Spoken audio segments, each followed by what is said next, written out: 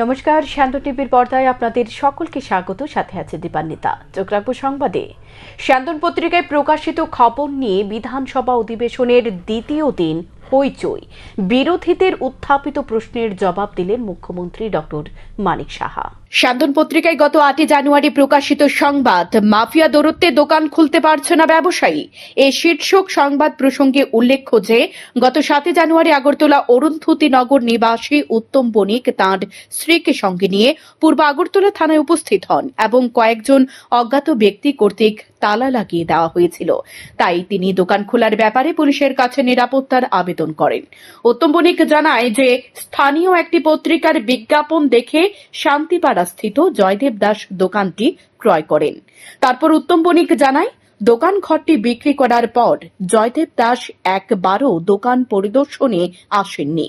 পরবর্তী সময় কিছু মাফিয়া তার দোকানে তালা দিয়ে দেয়। এ বিষয় নিয়ে বিধায়ক সুদীপ সরকার এবং বিধায়ক রামু দাস বিধানসভা অধিবেশনের দ্বিতীয় দিন সোমবার প্রশ্ন তুলেন।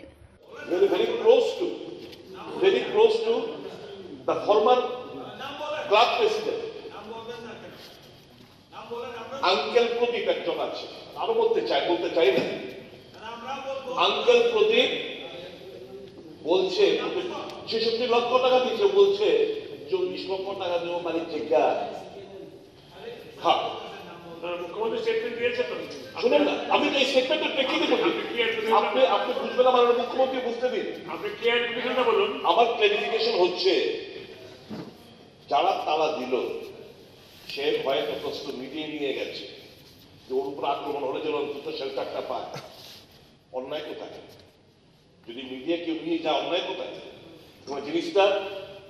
জিনিসটা খেপে গেছে আমাদের জনসমক্ষে এই শান্তিপাড়া সম্পর্কে উত্থাপিত ঘটনাগুলো, রাজ্যে এটা প্রকৃত চিত্র। আমি মুখ্যমন্ত্রী যেটা আমি সাপ্লিমেন্টারি পয়েন্ট অফ ক্লারিফিকেশন, সেটা হচ্ছে ভয় পাচ্ছে। স্যার, এই যে উত্তরটা মুখ্যমন্ত্রী থেকে আসলো,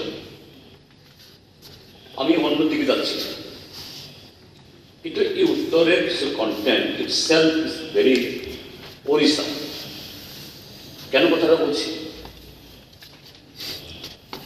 যে সংবাদ মাধ্যম শুধু এই ঘটনা না, আরো বহু ঘটনা প্রায় প্রতিদিন কিভাবে বিভিন্ন জায়গায় মাফিয়াদের দৌরাত্ম, কি জমি ক্রয় বিক্রয়, কি দোকান বিক্রি, খোলা না খোলা, এটা নিয়ে তো এতে তো তার উৎসাহিত হচ্ছে। আরেকটা জিনিস বলছি যে ভিকটিম তাকে বলার পর এফআইআর করছেন, তো এটা কাজে সেই জায়গায় মাননীয় মুখ্যমন্ত্রীকে করজোড়ে অনুরোধ করব যে এই যে সমাজে কালো দাগগুলো এবং মুষ্টিমেয় লোক এরা এইভাবে পার হয়ে যাচ্ছে, এগুলোর বিরুদ্ধে কড়া ব্যবস্থা গ্রহণ করুন। বলেছেন এমন ভাবে বানানো হয়েছে, তো প্লিজ এরকম, মানে আমি মনে করি যে এই রিপোর্টটা যখন আমি জানতে চেয়েছি এক্স্যাক্টলি হোয়াট ওয়াজ হ্যাপেন, এই বিষয়টা এখানে বলা হয়েছে। একদম এক্স্যাক্টলি কি বলা হয়েছে, এর মধ্যে কোনো রকম মানে কেস হয়েছে, কেস নাম্বারও আমার কাছে আছে, সব হয়েছে। সেটাকে যেভাবে এটাকে বিকৃতি করে এখানে বলার চেষ্টা করা হয়েছে, এই ক্লাবের সাথে আপনিও কিন্তু যে সবগুলোর নামগুলো বলছেন, এটা আপনাদের সবার সাথে কিন্তু প্রিয় ব্যক্তি, আমার সাথে ততটা ছিল না। এবং 35 বছরে আপনারা যা করেছেন, 35 বছরে ওনারা যা করেছেন, আপনার সময়ে জিবি বাজার থেকে সব জায়গায় সব নাম আমার কাছে আছে, কিন্তু আমি এইভাবে বলবো না। আপনারা কিভাবে, আমি পলিটিক্সে যখন আসিনি তার আগেও এসব ঘটনাগুলো আমি শুনতাম। আমি যখন পলিটিক্সে ছিলাম না তখন নিউজ পেপারে আসতো, এবং এই কালচার ভেরি ডিফিকাল্ট টু সময় লাগবে। আমি বলছি, আমি এখানে শুধু আমার রিপোর্ট আমি দিয়েছি, কিন্তু আপনারা এগুলো করেছেন, সারা জীবন আপনারা করেছেন, এর জন্য আপনারা রাজনীতির মধ্যে আছেন। আপনারা বড় বড় কথা বলবেন না।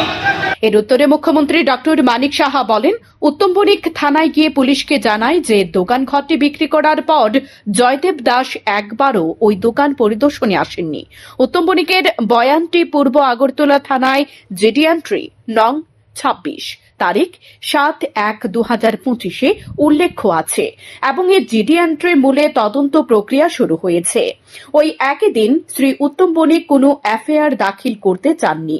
তিনি শুধুমাত্র ওই দোকান ঘরটিকে খোলার জন্য পুলিশের সহায়তা চেয়েছিলেন।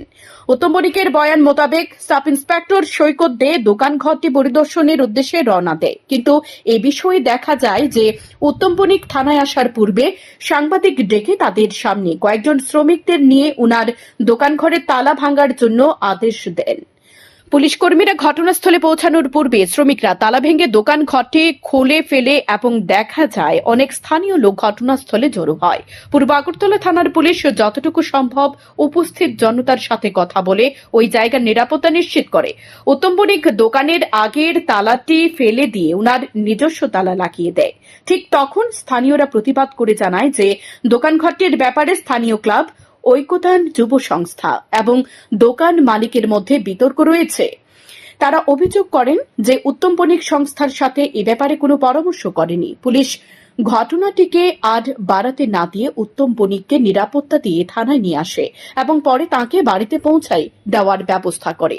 স্থানীয় কোনো ব্যক্তি উত্তম বণিককে শারীরিক নিগ্রহ এবং তার সম্পত্তিও নষ্ট করেনি, কিন্তু উত্তম বণিকের সাংবাদিক ডেকে দোকান ঘরে তালা ভাঙার প্রক্রিয়া এবং ক্লাবের সদস্যদের নোংরা ভাষায় গালিগালাজ করার কারণে উত্তেজিত হয়ে পড়ে। ওই একই দিন স্থানীয় ক্লাবের সম্পাদক থানায় আসেন এবং উত্তম বণিক ও তার সহযোগীদের দ্বারা শান্তি ভঙ্গ করার বিষয়ে একটি অভিযোগ দায়ের করেন। তিনি বলেন যে এই সম্পত্তিটি বিতর্কিত এবং দোকান ঘরটির আসল মালিক উত্তম বণিককে দোকান ঘরটি বিক্রির পূর্বে সংস্থাকে দোকান ঘরটি বিক্রয় করবে বলে কথা দিয়েছিলেন। ক্লাবের সম্পাদকের অভিযোগ মূলে একটি মামলা নথিভুক্ত করা হয়।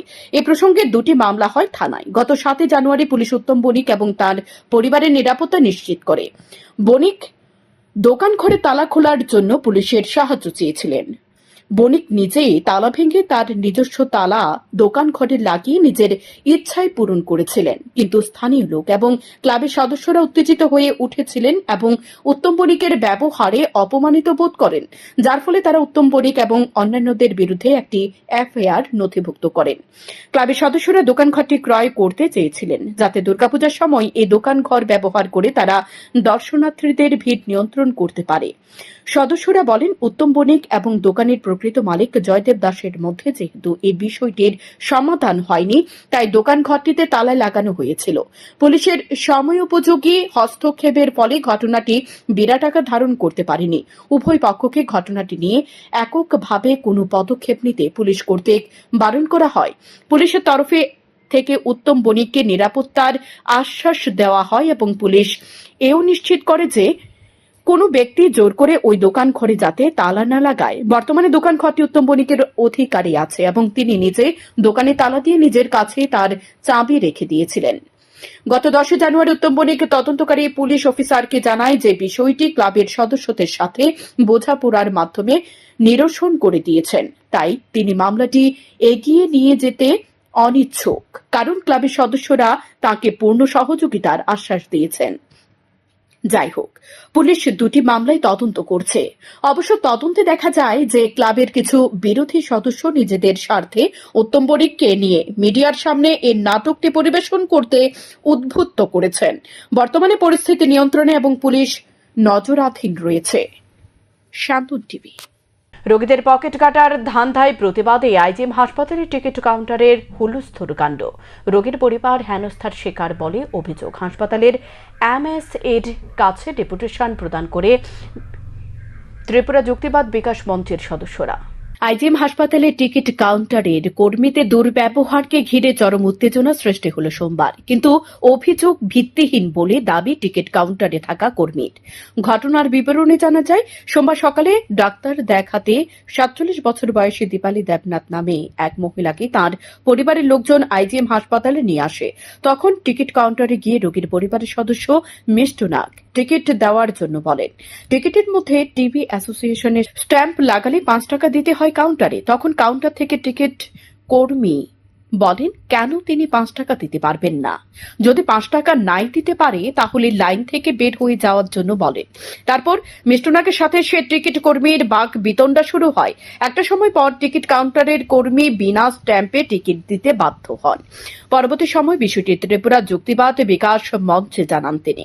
যখন যুক্তিবাদ বিকাশ মঞ্চ থেকে কিছু কর্মীরা এসে টিকিট কাউন্টারে জানতে চায় কেন মেয়েটিকে বিনা স্ট্যাম্পে এবং বিনামূল্যে টিকিট দিতে রাজি হননি।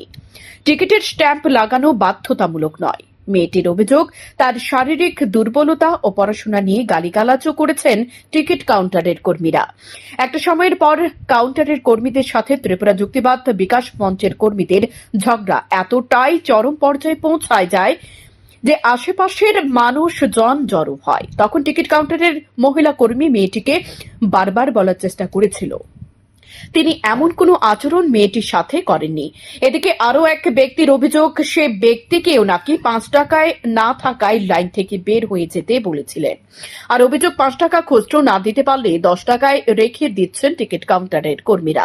তাই এই বিষয়ে মেয়েটি পরবর্তী সময় মেডিকেল সুপারিনটেন্ডেন্টের সঙ্গে দেখা করে একটি লিখিত অভিযোগ জানান। সঙ্গে ছিলেন ত্রিপুরা যুক্তিবাদ বিকাশ মঞ্চের সদস্যরা।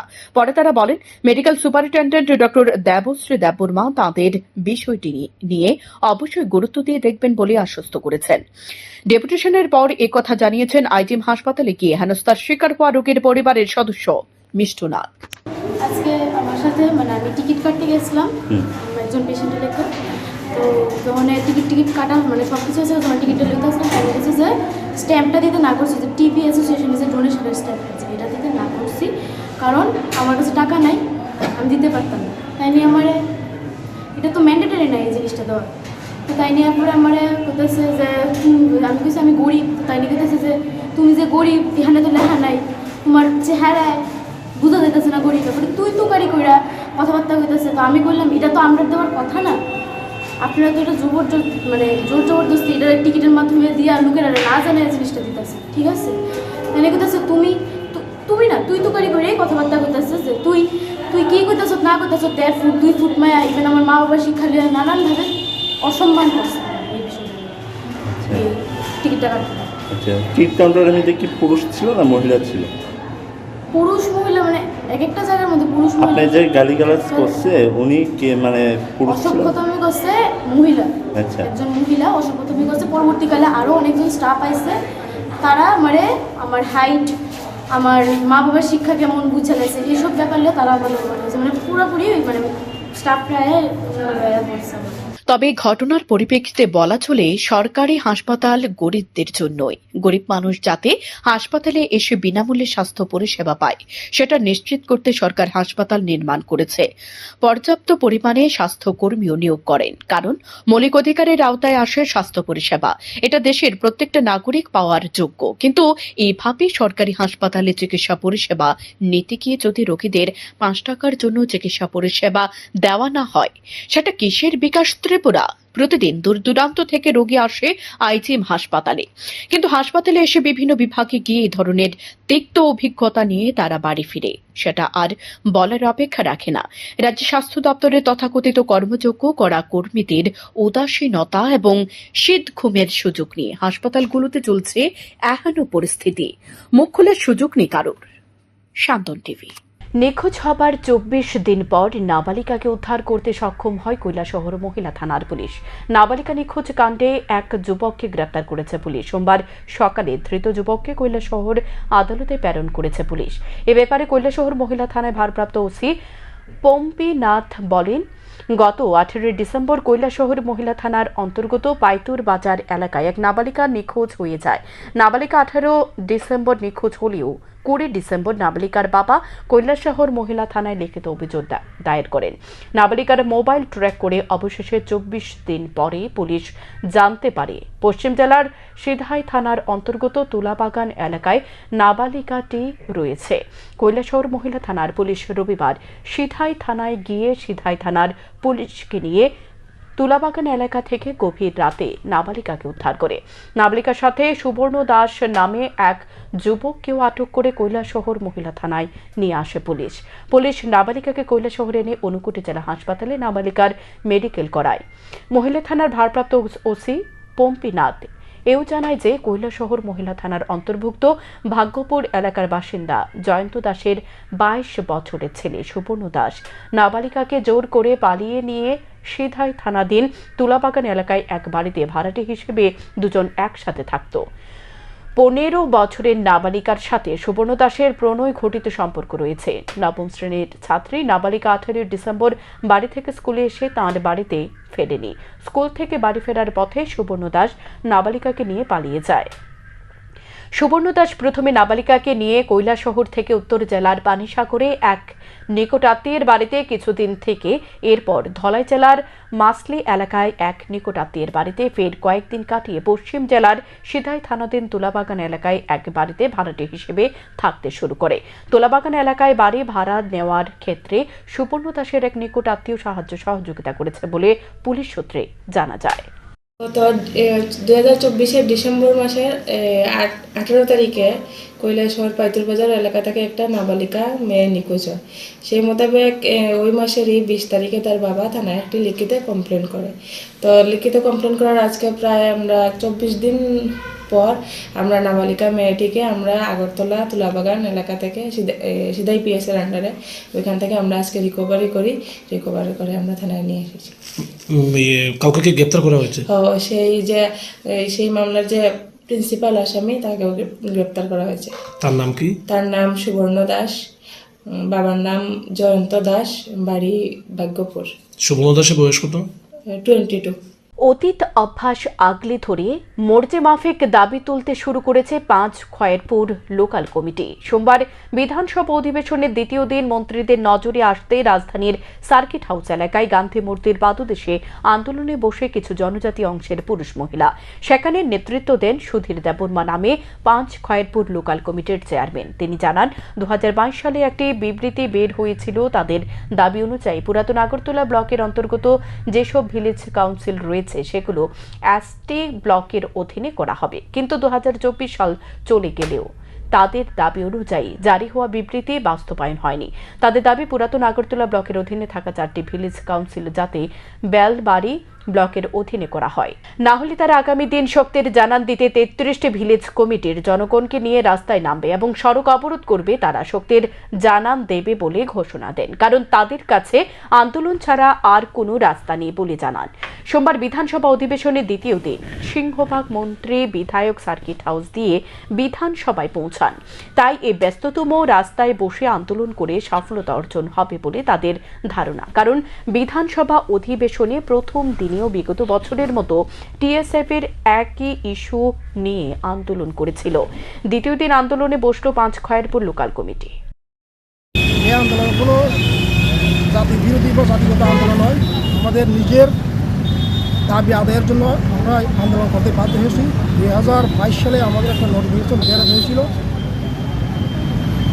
আগরতলা ব্লকের আন্ডারে, ডিসি গভর্নমেন্টের আন্ডারে যে বিষয় আছে আগরতলা ব্লকের আন্ডারে, সেই বিষয়গুলো যাতে নিয়ারেস্ট এসটি ব্লকের আন্ডারে অন্তর্ভুক্ত হয় সেটার জন্য আমরা আন্দোলন করছিলাম। 50% সাকসেস হয়েছি, আমরা নোটিফিকেশন পেয়েছি, কিন্তু এখনও ইমপ্লিমেন্ট হয়নি। সেই ইমপ্লিমেন্ট করার জন্য আজকে আমরা আন্দোলন করতে বাধ্য হয়েছি। আজকের এই আন্দোলনটা ছোট্ট একটা আন্দোলন। আজকে যদি সাকসেস হয় তাহলে তো ঠিক আছে, আজকে যদি সাকসেস না হয় তাহলে আমরা আগামী দিনে আরও বৃহত্তর আন্দোলন করতে বাধ্য হব। আগামী 16 জানুয়ারি অনুষ্ঠিত হতে চলেছে পুলিশ সপ্তাহ প্যারেড 2025। তারই অঙ্গ হিসেবে সোমবার মনোরঞ্জন দেববর্মা স্মৃতি পুলিশ গ্রাউন্ডে চূড়ান্ত মহড়া সংগঠিত হয়। উপস্থিত ছিলেন রাজ্য পুলিশের মহানির্দেশক অমিতাভ রঞ্জন সহ অন্যান্য পুলিশ আধিকারিকরা। রাজ্য পুলিশের মহানির্দেশক অমিতাভ রঞ্জন বক্তব্য রেখে বলেন, ত্রিপুরার শান্তি শৃঙ্খলা বজায় রাখতে রাজ্য পুলিশ সঠিকভাবে দায়িত্ব পালন করছে। আগামী দিনে এভাবে দায়িত্ব পালনের জন্য জনগণকে সহযোগিতা করতে হবে। स्टार्टिंग सब बहुत अच्छा था, लेकिन क्योंकि पुलिस का अपना परेड है तो हमें थोड़ा और चमक इसमें दिखाने की ज़रूरत है। स्टार्टिंग की जो हाथ की पोजीशन थी उसमें कुछ प्लेटून्स में कुछ लोगों का हाथ उतना ऊपर नहीं उठ रहा था, यहाँ से क्लियरली दिखता है। किसी का ऊपर जा रहा है, किसी का नीचे रहता है। ये आप लोगों को अपने में समन्वय करना होगा कि ये अच्छे से कोऑर्डिनेटेड हो कि आप सबों का ऊपर सब अगल बगल बाएं दाएं देख के प्रैक्टिस करके दिखेंगे। और नॉर्मली जब सामने से क्रॉस किए हम लोग तो लाइन ठीक ठाक आगे पीछे नहीं था, थोड़ा सा कर्व बने रहता है कभी-कभी, उस पर भी ध्यान दें। আগামীকাল পৌষ সংক্রান্তি। সেই সংক্রান্তির আগের দিন তথা আজ হলো পিকনিক। সেই উপলক্ষে কমলপুর বাজারে জমজমাট অবস্থা। মাছ, মাংস, নানা ধরনের সবজি সহ বিভিন্ন সামগ্রীতে বাজার পরিপূর্ণ। সকালে ব্যাপক ভিড় জমে, প্রচুর লোক সমাগম হয়। তবে মধ্যেখানে কিছুটা ভিড় কমলেও ব্যবসায়ীরা জানায় বিকেল ৩টার পর থেকে আবার ভিড় বাড়বে। তবে মাছের মধ্যে ইলিশ, বোয়াল সহ নানা ধরনের মাছ রয়েছে, দামও মোটামুটি নাগালের মধ্যে। তবে পাঠার মাংস আজ ১,২০০ টাকায় বিক্রি হচ্ছে। আগামীকাল মকর সংক্রান্তি, তাই সবজিও বিক্রি হচ্ছে, কারণ আগামীকাল বিভিন্ন এলাকায় চলবে কীর্তন। সে সাথে খিচুড়ি রান্না হবে, তাই সবজি বিক্রি হচ্ছে।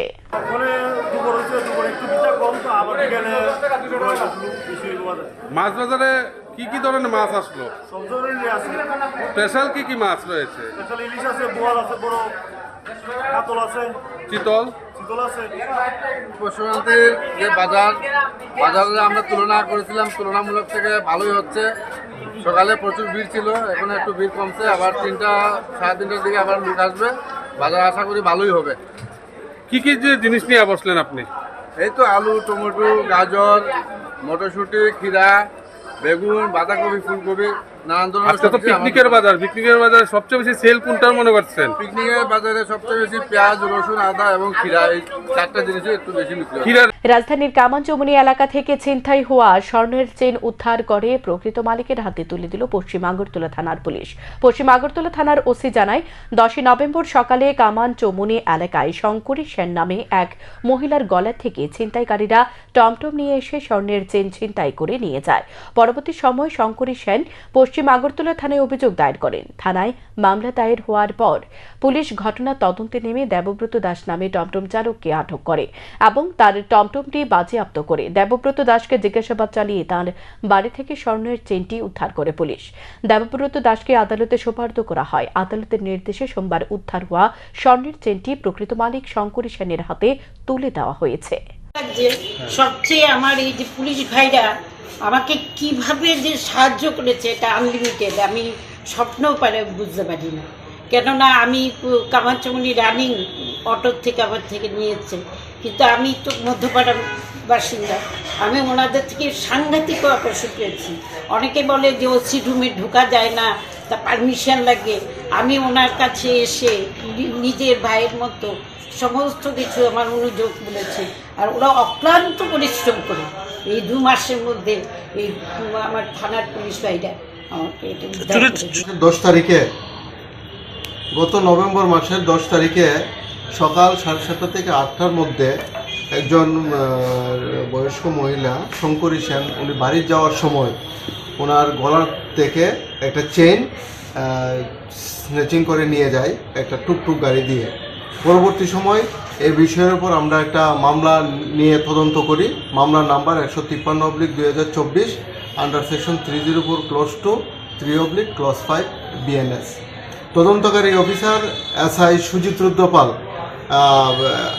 তদন্তের সময় দেবব্রত দাস নামে তাকে অ্যারেস্ট করে এবং তার টুকটুকটাও আমরা সিজ করেছি এবং চেনটা আমরা উদ্ধার করতে সক্ষম হয়েছি এবং যে চুরি স্ন্যাচিং করেছিল দেবব্রত দাস, তাকে আমরা কোর্টে প্রেরণ করেছি। পৌষ সংক্রান্তির হাটবাজারে ভিলেন ধুলাবালি। অবশেষে 2 কিমি বেহাল সড়ক মেরামতের দাবিতে পথ অবরোধে বসল বাজার ব্যবসায়ী সহ যান চালকরা। ঘটনা ধর্মনগর মহকুমাধীন প্রেমতলা বাজারের ট্রাই জংশনে। রাজ্যের দ্বিতীয় বিকল্প জাতীয় সড়ক দীর্ঘ কয়েক মাস যাবৎ বেহাল অবস্থায় ধুঁকছে। ভগ্ন রাস্তা ও ধুলোবালির ফলে অতিষ্ঠ হয়ে বাজার ব্যবসায়ী ও ছোট যান চালকরা অনির্দিষ্টকালের জন্য সড়ক অবরোধ করে বসে।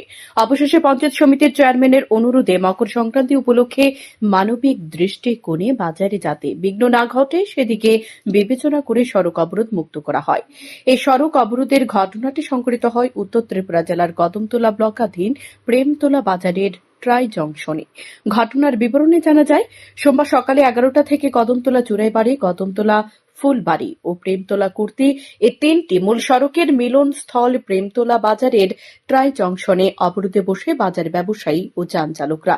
অবরোধকারীরা জানায়, পাথর বোঝাই ও মাটি বোঝাই ভারী যান চলাচলের ফলে প্রেমতলা ট্রাই জংশনটি ভেঙে একেবারে চৌচির হয়ে গেছে। শুধু তাই নয়, অতিরিক্ত পাথর এবং মাটি বোঝাই লরিগুলির জায়গায় বিকল্প 208 নং জাতীয় সড়কের প্রেমতলা বাজার থেকে ত্রিপুরা অসম সীমান্তের ঝেড়ঝেড়ি পর্যন্ত 2 কিমি সড়ক ভেঙে খানাখন্দে পরিণত হয়েছে। ফলে টমটম সহ ছোট যানবাহন এই রাস্তা দিয়ে চলাচল করতে পারছে না। শুধু তাই নয়, সড়কটির ভগ্ন দশার ফলে ধুলা বালিতে একেবারেই অন্ধকারাচ্ছন্ন হয়ে যায় প্রেমতলা বাজারটি। ফলে মিষ্টি ও অন্যান্য খাবার দোকান সহ চায়ের দোকানগুলো বন্ধ হয়ে পড়ার উপক্রম, সাথে অন্যান্য দোকানিরাও দোকান বন্ধ করার উপক্রম। এমনকি ক্রেতারাও ধুলোবালির ভয়ে বাজারে আসছে না। পাশে থাকা ঘর বাড়িতে ধুলোবালির যন্ত্রণায় বসবাস করা দুষ্কর হয়ে দাঁড়িয়েছে। সেদিকে অবশ্য যেমন পাথর ব্যবসায়ী ও মাটি বহনকারীদের খেয়াল নেই, তেমনি নজর নেই রাজ্যের সরকার কিংবা সংশ্লিষ্ট দপ্তরের। ফলে সাধারণ বাজার ব্যবসায়ীদের চরম দুর্ভোগ পোহাতে হচ্ছে। এরই কারণে এদিনের অনির্দিষ্টকালের জন্য সড়ক অবরোধে বসেছিল অবরোধকারীরা। তাদের দাবি, অতি সত্বর বেহাল 2 কিমি সড়ক মেরামত করে দিতে হবে। আমরা তো টুকটুক চালাই, এই রাস্তার মধ্যে মানে টুকটুক লইয়া যাবা সম্ভব নাই, এত খারাপ রাস্তা আর পাওয়া এটা সম্ভব নয় দুলার কারণে। আর যে অবস্থা বাজারও বুসি মাল খাও, সবজির দোকান খাও, মিষ্টি দোকান খাও, কোনো একটা দোকানের মধ্যে মানে খাবার মতো বস্তু নাই, সমস্ত দুইলে সমস্ত জিনিস ভরা। আর ওই যে গাড়ি ঘোড়া লইয়া আমরা এখানে লইয়া বইলে 10 মিনিট যদি বই তে আপনার পুরা সর্বশরীর চিন মিলে না, পুরা দুইলে অবস্থা খারাপ। দুলা বালু, পরিবেশ দূষণ, দোকানদারে বাজার করতে পারে না, একটা রেস্টুরেন্ট খুলতে পারে না, খাবারের দোকান খুলতে পারে না, বুসিমালের দোকান খুলতে পারে না। আজকে সংগ্রাম উপলক্ষে মানুষ তো যাতায়াত করতে দোকানে আইতে পারে না। খালি বাড়িতে আমরা ইদানিং একটা গ্লাস লাগাইছি দুলার কারণে 10,000 টাকা খরচ গেছে। খালি মাইরে 1 ইঞ্চি উপরে বালু। এইভাবে আমরা কিভাবে বাজারে বসবাস করি? বাজারের পার্শ্ববর্তী বিছনাতে দোকান, আশেপাশে সব খাবার দোকান, বিছনাতে পর্যন্ত বালু। এগুলা নোংরা জিনিস যদি দুলাবালি গিয়ে পরে একটা মানুষ রাস্তা দিয়ে একটা গাড়ি যাওয়ার পরে একটা মানুষ যাইতে পারে না, ক্ষমতা নাই রাস্তা দিকে যাওয়া। 20 মিটারের ভিতরে স্কুল একটা, মসজিদ একটা আছে, 20 মিটারের এরপরে স্কুলে ছাত্র যাওয়া যায় না, ছাত্ররা যায় না, বাড়ি যায় না, তাই পুরো রাস্তাটা কন্ডিশন ভেরি ব্যাড, একদম খুব খারাপ। এটার লাগিয়া কমপ্লেন দেওয়া হয়েছে, ভিডিও দেওয়া হয়েছে, চেয়ারম্যানের জানানি হয়েছে, কোনো গুরুত্ব দেওয়া হয়েছে না। বাধ্যই আমরা এটা করতে লাগছে। কিন্তু অবরোধে 1.5 ঘন্টা কেটে গেলেও তথা বেলা 12:30 বেজে গেলেও কদমতলা ও চুরাইবাড়ি থানার পুলিশ ছাড়া অবরোধস্থলে কোনো জনপ্রতিনিধি অথবা সংশ্লিষ্ট দপ্তরের কোনো আধিকারিক আসেনি। অবশেষে কদমতলা পঞ্চায়েত সমিতির চেয়ারম্যান মিহির রঞ্জন নাথের সঙ্গে ফোনে যোগাযোগ করে অবরোধকারীরা আপাতত সড়ক অবরোধ মুক্ত করে দেয়। যেহেতু এদিন মকর সংক্রান্তির জমজমাট হাট বাজার রয়েছে, সেদিক থেকে মানবিক বিবেচনা করে বাজার ব্যবসায়ীরা সড়ক অবরোধ মুক্ত করেছে। কিন্তু অবরোধকারীরা জানায়, যেহেতু পঞ্চায়েত সমিতির চেয়ারম্যানের গোটা বিষয়টি নজরে রয়েছে, তাই সপ্তাহখানেক বিরতির পর তাদের দাবি পূরণ না হলে তারা ফের অনির্দিষ্টকালের জন্য এই সড়ক অবরোধে বসবে। শুধু তাই নয়, বৃহত্তর আন্দোলন গড়ে তুলবে বলেও জানায় অবরোধকারীরা। শান্তন টিভি। রাত পোহালে উদ্বোধনের অপেক্ষায় প্রহর গুনছে ধর্মনগর প্রত্যেক রায় বড় আখাউড়া প্রাঙ্গণের ঐতিহ্যবাহী প্রত্যেক রায় পৌষ মেলা ও উত্তরায়ণ সংক্রান্তি উৎসব। এ মেলা ও উৎসব এবছর 138তম বছরে পা দিল। 138তম বছর পূর্বে তৎকালীন বিশাখা দাসী বৈষ্ণবীর হাত ধরে প্রত্যেক রায় বড় আখড়া ও এই মেলার সূচনা হয়েছিল। তখন এই মেলা ও রথযাত্রা একদিনের জন্য শুরু হয়ে পরবর্তী সময় ধীরে ধীরে 2 দিন, তারপর 3 দিন, এভাবে চলতে চলতে বর্তমানে কয়েক বছর ধরে 5 দিন ব্যাপী অনুষ্ঠিত হচ্ছে এই ঐতিহ্যবাহী বহু পুরনো রথযাত্রা উৎসব ও পৌষ মেলা। এবছর এই মেলায় উদ্বোধন করবেন পশ্চিম ত্রিপুরা লোকসভা আসনের সাংসদ তথা প্রাক্তন মুখ্যমন্ত্রী বিপ্লব কুমার দেব। তাছাড়া উপস্থিত থাকবেন রাজ্য বিধানসভার অধ্যক্ষ বিশ্ববন্ধু সেন, স্থানীয় বিধায়ক যাদব লাল নাথ সহ সমস্ত উত্তর জেলার প্রশাসনিক কর্মকর্তা ও জনপ্রতিনিধিরাও উপস্থিত থাকবেন।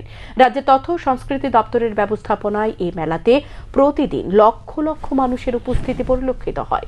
মেলা কমিটির সম্পাদক জানায়, এবছর তাদের মেলায় অনেক নিত্য নতুন আকর্ষণ রয়েছে। তাদের মধ্যে উল্লেখযোগ্য পুষ্প প্রদর্শনী, সেলফি পয়েন্ট। সাংস্কৃতিক সন্ধ্যা থেকে শুরু করে কলকাতার বিশিষ্ট সঙ্গীত শিল্পীদের নিয়ে মনোরম সঙ্গীত সন্ধ্যার আয়োজন থাকবে। কারু ও হস্তশিল্পের বিভিন্ন নিপুণ কলা কৌশল, তাছাড়াও সরকারি বিভিন্ন দপ্তরের স্টল বসানো হবে এই মেলাতে। সব মিলিয়ে শুধু উত্তর জেলায় নয়, রাজ্যের মধ্যে একটি আকর্ষিত এবং ঐতিহ্যবাহী পৌষ মেলা এই প্রত্যেক রায় পৌষ মেলা। বর্তমানে উদ্বোধনের অপেক্ষায় প্রহর গুনছে সমস্ত জেলাবাসী। আমাদের এই মেলায় এই বছরে যে আকর্ষণীয় যে বিষয়গুলো থাকছে, আমাদের কলকাতা থেকে শিল্পীবৃন্দ আসবেন, আমাদের এই মঞ্চে সঙ্গীত পরিবেশন করবেন ওনাদের সাংস্কৃতিক অনুষ্ঠান। এছাড়াও আমাদের যে সেলফি পয়েন্ট আছে সেটাকেও আমরা হাইলি ডেকোরেটেড করার চেষ্টা করছি। এই বছরে আরও একটা গুরুত্বপূর্ণ যে বিষয় থাকবে সেটা হচ্ছে পুষ্প প্রদর্শনী এবং প্রতিযোগিতা। যে সমস্ত ফুল চাষিরা ফুল চাষ করেন সেটার উপর একটা প্রতিযোগিতা থাকবে, সেখানে পুরস্কারও প্রদান করা হবে। এছাড়াও আমাদের এই বছরের মেলাতে নিত্য নতুন অনেক পরিবর্তন করতে হচ্ছে, যুগের সাথে তাল রেখে আমরা পরিবর্তন করছি, আরও যাতে উন্নত করা যায় সেই চেষ্টা করছি। আজকে থেকে প্রায় 150 বছর পূর্বে এই যে মেলা প্রাঙ্গণ দেখছেন তার পাশে আমাদের এখানে একটি আখড়া রয়েছে। স্বর্গীয়া বিশ্বকাদাসী বৈষ্ণবী উনি প্রায় 150 বছর পূর্বে এসে আসাম থেকে এসে আমাদের এই প্রত্যেক রায় গ্রামে একটি আশ্রম করেন রাধা মাধবের, এবং ওনার যা সম্পত্তি ছিল সেই সম্পত্তি উনি এই আশ্রমের নামে দান করেছেন। বাঙালি মানে 12 মাসে 13 পার্বণ, আর এই 13 পার্বণের মধ্যে একটি হচ্ছে উত্তরায়ণ সংক্রান্তি তথা মকর সংক্রান্তি। মকর সংক্রান্তিতে খড় দিয়ে বুড়ির ঘর বানিয়ে পিকনিক করার রেওয়াজ যুগ যুগ ধরে চলে আসছে।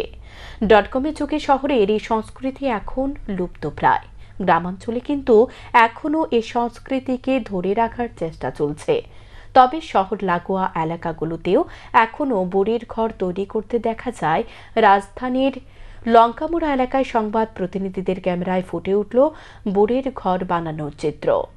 ঐতিহ্যকে ধরে রাখার চেষ্টা করছে গ্রামের কচি কাঁচারা। এই উদ্যোগে আবার সামিল হয়েছে গ্রামের যুবকেরাও। পিকনিক করতে যাতে বাইরে যেতে না হয় এবং পুরনো সংস্কৃতিকে যাতে ধরে রাখা যায় তার জন্য সামিল হয়েছে যুবকরাও। এক যুবক জানায়, বুড়িঘরে রাত্রিবেলা পিকনিক করবে, তারপর মঙ্গলবার সকালে ঘুম থেকে উঠে স্নান করে বুড়ির ঘর আগুন দিয়ে পুড়িয়ে শরীর গরম করবে।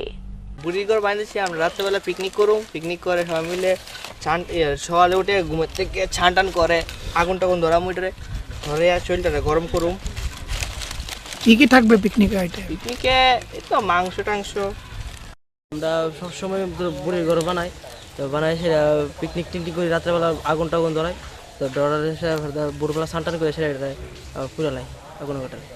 হিন্দু ধর্মাবলম্বীদের অন্যান্য পার্বণগুলোর মধ্যে পৌষ পার্বণ একটি অন্যতম পার্বণ। বিশেষ করে পৌষ পার্বণের দিনে গ্রাম বাংলার গৃহিণীরা চরম ব্যস্ত থাকেন পিঠে পুলি এবং আলপনা দেওয়ার মধ্য দিয়ে। সমগ্র দেশের সাথে রাজ্যেও নানা ধর্মীয় অনুষ্ঠানের মধ্য দিয়ে মকর সংক্রান্তি উৎসব ধুমধামে পালিত হবে। এই উৎসবকে ফসলের উৎসবও বলে আখ্যায়িত করা হয়। সকালে স্নান সেরে সূর্য দেবতার উদ্দেশ্যে পিঠে পুলি নিবেদন করে সংসারের মঙ্গল কামনা করতে দেখা যায় অনেককে। মকর সংক্রান্তি উপলক্ষে এখনও গ্রাম বাংলার উঠোনে আলপনা আঁকার প্রতিযোগিতা চলে। শহরে এই সংস্কৃতি তেমন চোখে না পড়লেও গ্রাম বাংলায় এখনও এই সংস্কৃতিকে আঁকড়ে রেখেছে অনেকে। সঙ্গে রয়েছে নানা পিঠে পুলির আয়োজন। মকর সংক্রান্তি উৎসব উপলক্ষে এদিন রাজধানী আগরতলা শহর লাগোয়া লঙ্কামুড়া এলাকায় বেশ কিছু বাড়িতে দেখা যায় রমণীরা আলপনা আঁকছে। তারা জানান, তাদের পূর্বপুরুষরা মকর সংক্রান্তি উপলক্ষে প্রতি বছর এই আলপনা আঁকত বাড়ির উঠোনে। পূর্বপুরুষদের সে ঐতিহ্যকে অনুসরণ করে তারা বাড়ির উঠোনে আলপনা আঁকছে। দান আসে, নতুন দানের উপলক্ষে করে এটা দেওয়া হয়। অনেকে মকর সংক্রান্তিও কয় এটাকে। আর এই পৌষ সংক্রান্তির আগের দিন সবাই বুড়ির ঘর বানায়, তারপরে ছেলেরা পিকনিক করে এখানে বুড়ের দিকে উঠে বুড়ির ঘরে আগুন দেওয়া হয়। পরের দিন সংক্রান্তির দিন সবাই পিঠে পুলি করে, অনেক ধরনের রান্না বান্না করে। পরে পূর্বপুরুষদের উদ্দেশ্যেও আমাদের পুজো দেওয়া হয়। বিকালের দিকে লুট আসে, বাড়ি বাড়ি আমরা সবাই হরির নাম কীর্তন করে লুট করে, ছেলেমেয়েরা সবাই খুব আনন্দ করে। মকর সংক্রান্তি প্রত্যেক বছর আমরা পৌষ মাসে সংক্রান্তি উপলক্ষে মকর সংক্রান্তি আলপনা করি। এটা পূর্বপুরুষ থেকে করে এসেছে যে জিনিসটা আমরা এটা করতে হয়। গ্রামের মহিলারা তো এটা যেটা অনেক বয়স্ক লোক থেকে দেখলো, তারপরে দেখা করে এটা শিখে নিয়েছে, যেটা পরম্পরা করতে হয়। এখনকার মতো সংবাদ এ পর্যন্তই। চোখ রাখুন স্যান্দন টিভির পর্দায়। নমস্কার।